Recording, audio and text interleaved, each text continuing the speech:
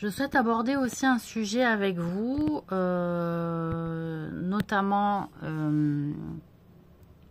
dans la différence de traitement du mariage parfois ou de la femme entre arabes et personnes occidentales, parce que souvent chez les arabes, je ne sais pas si c'est musulman, je ne crois pas, parce que cela ne colle pas avec la mentalité du prophète, paix sur lui, mais ça colle avec une mentalité de la culture arabe. En réalité, j'entends toujours dire des hommes, souvent arabes, qui comparent la femme, qui préfèrent avoir une femme vierge au mariage. Pourquoi? Parce qu'en réalité, ils la comparent, la femme, à un bonbon, d'accord? Et que si ce bonbon a été ouvert et touché, l'homme arabe ne voudra pas toucher cette femme et il ne pourra pas se l'approprier car un autre homme l'aura sali, l'aura touché. J'ai mis du temps à comprendre le pourquoi de cette métaphore parce qu'en réalité, en même temps, elle m'a choquée et en même temps, elle m'a touchée.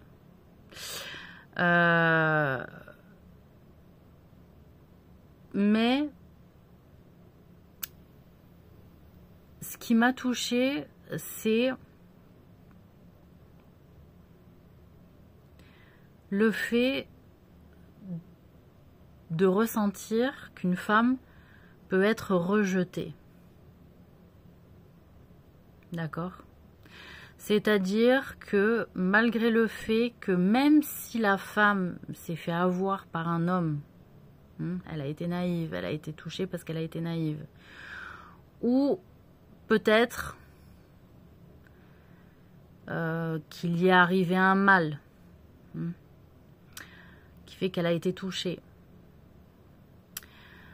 ou peut-être qu'elle a eu une erreur de jeunesse, d'appréciation d'une personne, ou peut-être qu'elle avait juste la curiosité de vouloir essayer aussi, eh ben on rejette la jeune femme à cause de ça. Et c'est là où pour moi, clairement, c'est pas un comportement de l'ordre de l'humain du fait de rejeter une femme pour ça. Et que ce que j'ai bien compris, c'est que chez les Arabes, ça fait un blocage en fait dans la tête. Il y a un truc pas propre, cache. Voilà. Ce que j'ai envie de vous dire et de vous transmettre moi comme message en faveur des femmes qui se sont fait, qui ont besoin aussi d'expérimenter la vie, parfois aussi comme les hommes.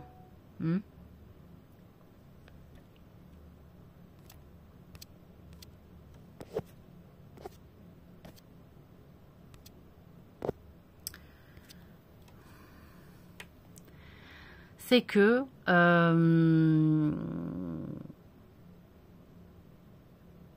vous ne vous êtes pas connecté à l'esprit de la femme.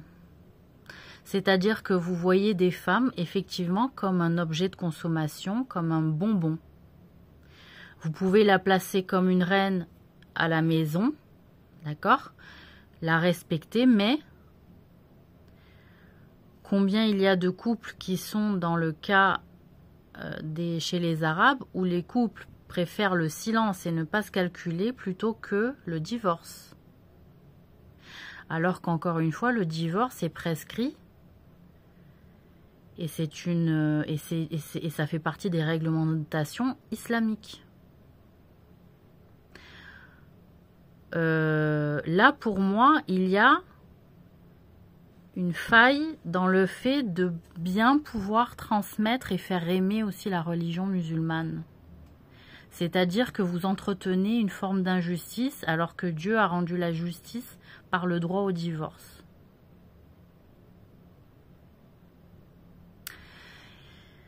Donc,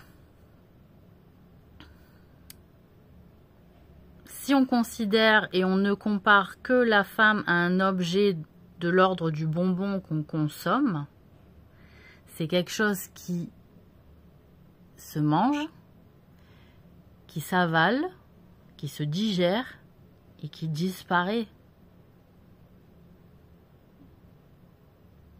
Donc ça veut dire, moi j'ai vu beaucoup ce truc-là chez les Arabes, c'est-à-dire on cherche le mariage, on veut le mariage est beau, on fait une belle fête, on met beaucoup d'argent à la dot, on consomme le mariage, et puis la femme disparue dans le couple.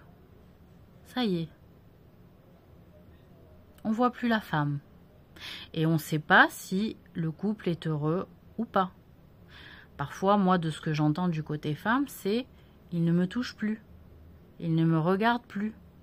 Et là, aujourd'hui, il y a assez de modernisme aussi et de femmes qui se bagarrent un petit peu dans leurs droits islamiques en disant « j'ai les mêmes droits que toi en islam. Tu dois ton devoir envers moi de mari ».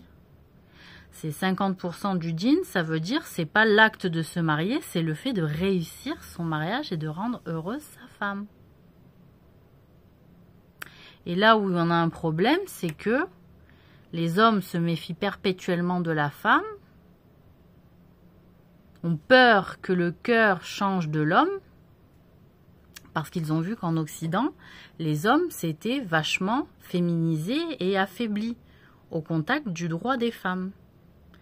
Sauf que le droit de la femme occidentale n'est pas non plus la même prescription que dans le droit islamique, qui est bon pour l'homme et pour la femme. Ça, tous ceux qui ont fait un peu de science, ils le savent. Et que c'est prescrit dans la sécurité du couple et de la famille. Donc, je suis très triste quand je vois des esprits qui ont du mal à valoriser l'esprit féminin en la comparant seulement à un bonbon. Moi, si on m'avait interdite de vivre comme il a été le cas à des moments, j'ai été prise dans des situations extrêmement injustes alors que je suivais ce qui était prescrit religieusement. Et que malgré les prescriptions religieuses, je vous ai dit, j'ai subi énormément d'injustices. Donc moi, j'ai subi énormément d'injustices et il y a beaucoup de femmes qui subissent beaucoup de formes d'injustice. Même si la prescription religieuse est suivie. Donc, n'oubliez jamais que la religion n'est jamais injuste, sinon cela ne fait pas partie de la religion, l'injustice. Et si vos traditions commandent votre mode de vie, alors vous êtes dans le droit coutumier de votre culture et plus forcément dans le droit islamique. Il faut faire la distinction quand même, pour le bien-être des membres de votre famille. C'est un rappel.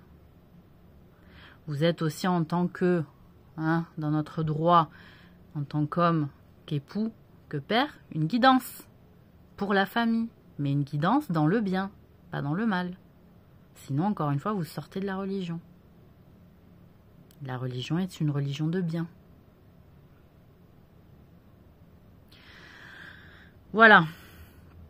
Donc, je voulais faire ce rappel aussi parce que ça me meurtrit de voir qu'on compare la femme à un bonbon alors que c'est un esprit. Et que l'homme, s'il veut être bien avec sa femme, il va comparer